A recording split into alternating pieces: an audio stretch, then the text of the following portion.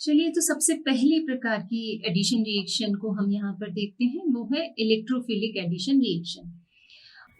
इन नाम से ही समझ में आ रहा है कि इन रिएक्शन में जो अटैकिंग रिएजेंट होगा वो कौन होगा? इलेक्ट्रोफाइल, है ना। तो ऐसी अभिक्रियाएं जिनमें कार्बन कार्बन डबल बॉन्ड पर इलेक्ट्रोफाइल आक्रमण कर एक युगात्मक उत्पाद बनाता है, एक प्रोडक्ट बनाता है, तो इस प्रकार की अभिक्रियाओं को हम इलेक्ट्रोफिलिक एडिशन रिएक्शन कहते हैं। जैसे कि एथिलीन पर हाइड्रोजन ब्रोमाइड का जो एडिशन होता है वो इसी प्रकार होता है। तो इसका एग्जाम्पल हम देखते हैं। ये हमने लिया एथिलीन, और इस एथिलीन पर हम किसकी रिएक्शन करा रहे हैं? हाइड्रोजन ब्रोमाइड की। तो चूंकि यहाँ पर पाई बॉन्ड है, तो ये पाई बॉन्ड क्या होगा? इसका हेट्रोलिटिक फिजन होगा, यानी किसी एक कार्बन पर ये शिफ्ट हो जाएगा। तो जिस कार्बन पर ये शिफ्ट होगा उस पर थोड़ा सा निगेटिव, थोड़ा सा क्या, पूरा निगेटिव चार्ज, और दूसरे कार्बन पर पॉजिटिव चार्ज आ जाएगा।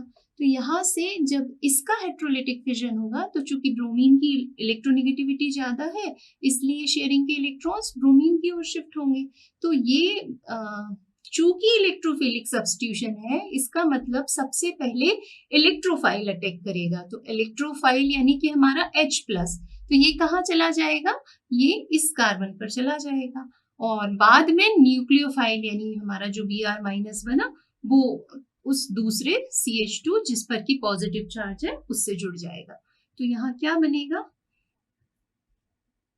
यहाँ होगा आपका CH3 और यहाँ CH2Br।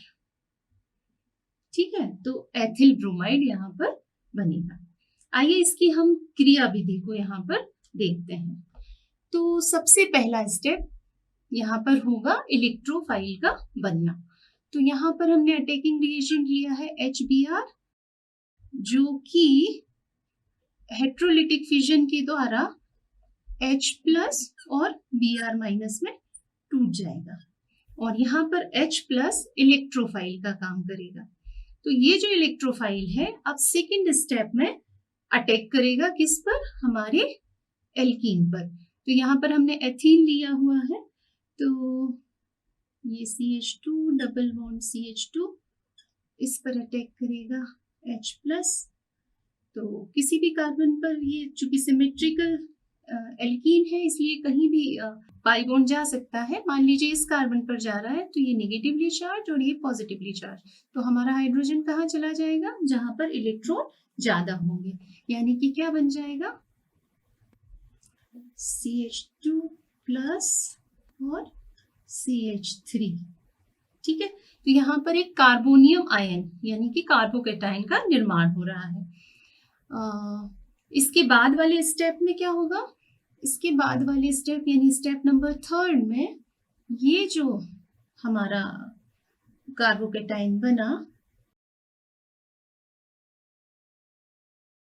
अब इस कार्बोकैटायन पर ये जो न्यूक्लियोफाइल था, HBr के हेट्रोलिटिक फिजन से जो हमें न्यूक्लियोफाइल मिला था यानी Br-, अब Br- अटैक करेगा इस CH2 पॉजिटिव पर।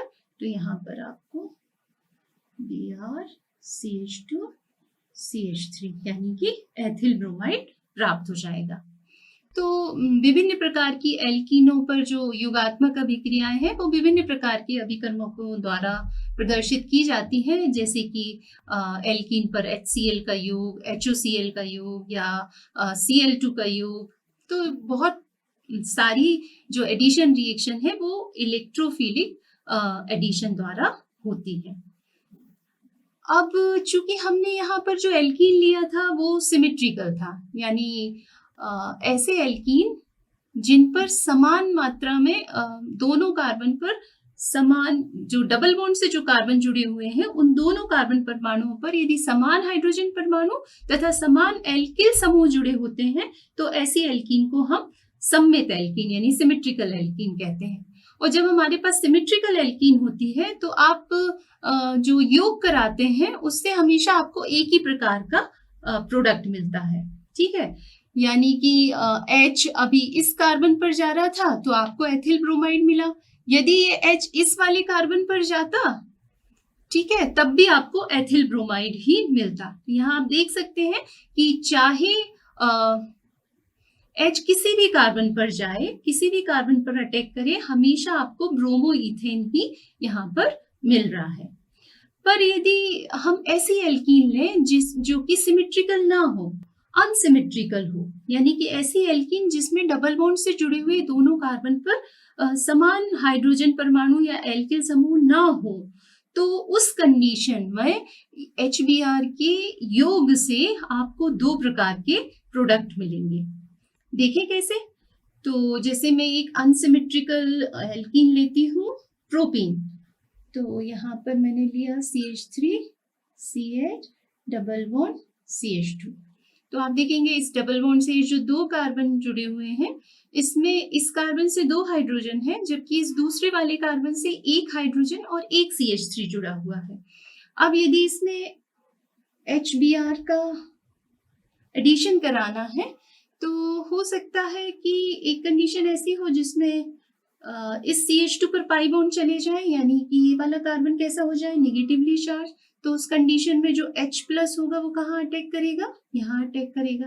तो यहाँ पर आपको प्रोडक्ट क्या मिलेगा, यहाँ पर आपको प्रोडक्ट मिलेगा CH3 CH CH3 Br।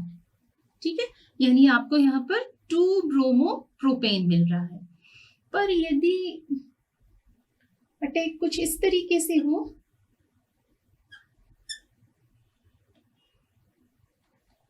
कि यदि ये पाई बॉन्ड यहाँ शिफ्ट हो जाते हैं, प्रोबेबिलिटी है कि ये पाई बॉन्ड इस कार्बन पर भी शिफ्ट हो सकते हैं, तो ये वाला कार्बन कैसा हो जाएगा, नेगेटिवली चार्ज, और ये वाला कार्बन कैसा हो जाएगा, पॉजिटिवली चार्ज। तो उस कंडीशन में हमारा हाइड्रोजन कहाँ जाएगा, हमारा हाइड्रोजन इस सेकेंडरी कार्बन पर जाएगा, और आपको जो प्रोडक्ट मिलेगा वो कैसा मिलेगा, CH3 CH2, क्योंकि यहाँ पर H जुड़ा, और बाद में न्यूक्लियोफाइल जो होगा वो किस पर अटैक करेगा, इस कार्बन पर, तो यहाँ बनेगा CH2Br, यानी कि यहाँ पर हमको 1 ब्रोमो प्रोपेन मिल रहा है। तो बड़ी दिक्कत की बात है कि कौन सा प्रोडक्ट ज्यादा मात्रा में बनेगा, यानी कि मेजर प्रोडक्ट क्या होगा, इसे बताने के लिए अब हम यहाँ पर एक नियम पढ़ेंगे जिसे हम कहते हैं मार्कोनिकॉफ नियम।